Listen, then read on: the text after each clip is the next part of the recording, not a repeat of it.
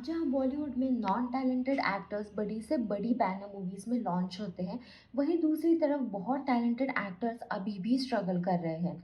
आज हम बात करेंगे पंकज त्रिपाठी के बारे में, उनकी लाइफ जर्नी के बारे में। मिर्ज़ापुर सीरीज़ के बाद पंकज त्रिपाठी बहुत फेमस है, लेकिन एक टाइम ऐसा था जब छोटे छोटे रोल्स के लिए वो स्ट्रगल कर रहे थे। उनमें टैलेंट तो भरपूर है, लेकिन क्या करें, बॉलीवुड टैलेंट को रिकॉग्नाइज नहीं करता।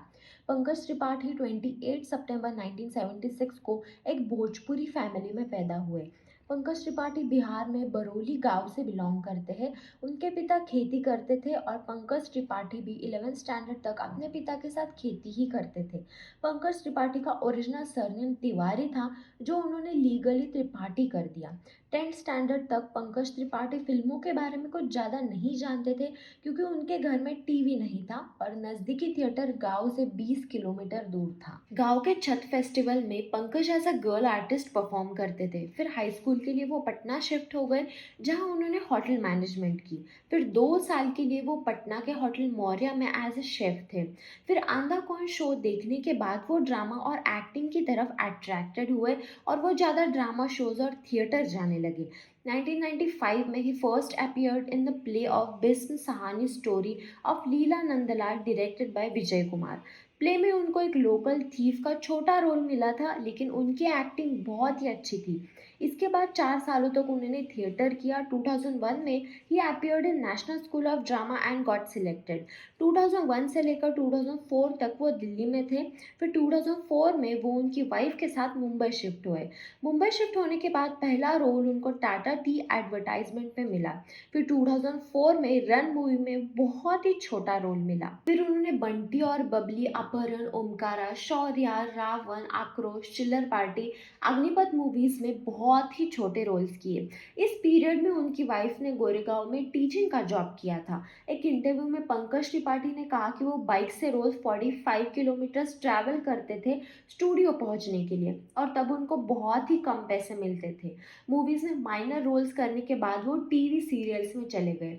2010 में सोनी टीवी के पाउडर सीरियल जिंदगी का हर रंग गुलाल, सरोजनी एक नई पहेली, ये सीरियल्स उन्होंने की।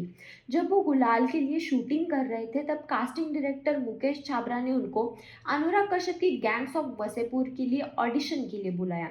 अनुराग कश्यप उस टाइम पंकज त्रिपाठी के ऑडिशन से खुश नहीं थे, लेकिन मुकेश छाबरा कन्विंस्ड हिम और गैंग्स ऑफ वसेपुर में सुल्तान का रोल उनको मिल गया। गैंग्स ऑफ वसेपुर का कैरेक्टर सभी को बहुत पसंद आया और उनको और ज्यादा ऑफर्स आने लगे। फिर दबंग 2, गुंडे, सिंघम रिटर्न्स, दिल वाले, ये मूवीज उन्होंने की। मूवीज में रोल तब भी छोटा ही था। 2017 में पंकज त्रिपाठी की गुड़गांव फिल्म रिलीज हुई थी, जहां वो लीड एक्टर थे, लेकिन वो फिल्म फ्लॉप हो गई। फिर बरेली की बर्फी, फुकरे रिटर्न्स, न्यूटन जैसी मूवीज उन्होंने की, जहाँ पे उन्होंने सपोर्टिंग रोल का काम किया। वैसे तो उनको बहुत ही पहले अच्छी फिल्म मिल जानी चाहिए थी, लेकिन सब उनको सपोर्टिंग रोल ही ऑफर करते थे। 2018 में स्त्री मूवी रिलीज हुई और सपोर्टिंग रोल के लिए पंकज त्रिपाठी को स्क्रीन अवार्ड भी मिला।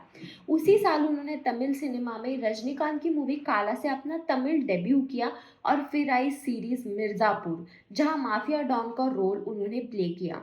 पंकज त्रिपाठी को सिर्फ एक मौके का इंतजार था और वो मौका उनको मिल गया।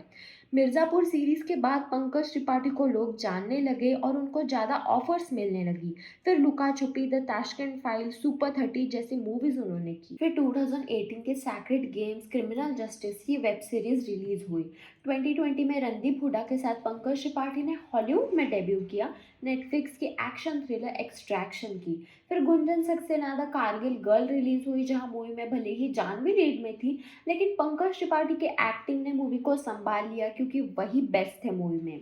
ब्लैक कॉमेडी लूडो रिलीज हुई and Pankaj Tripathi won IIFA award for best supporting actor. Mimi and 83 movies release हुई और पंकज त्रिपाठी की मिमी के परफॉर्मेंस के लिए उनको नेशनल अवार्ड भी मिला।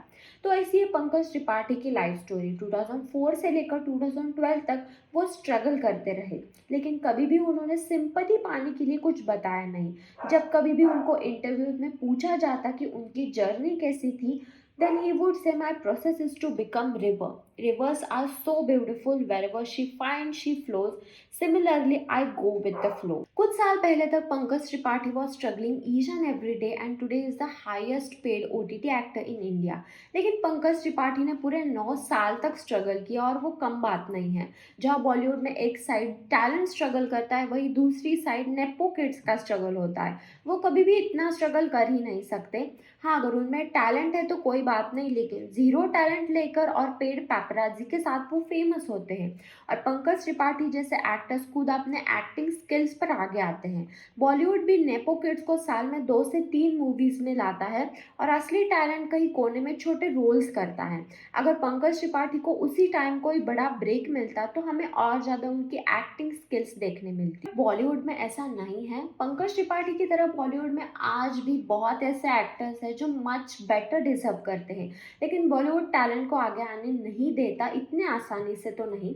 बॉलीवुड में आज भी बहुत ऐसे एक्टर्स हैं जो अंडररेटेड है। आजकल मूवीज़ में ना सही, लेकिन हम उनको OTT पर तो देख ही सकते हैं। मनोज बाजपेयी, संजय मिश्रा, रणदीप हुड्डा, जिनी शेरगिल, के मेनन, ये सभी एक्टर्स बेटर डिजर्व करते हैं। अपने हार्डवर्क से ये एक्टर्स आज यहाँ तक पहुँचे ज़रूर है, लेकिन हमें एज अ ऑडियंस भी उनको सपोर्ट करना चाहिए।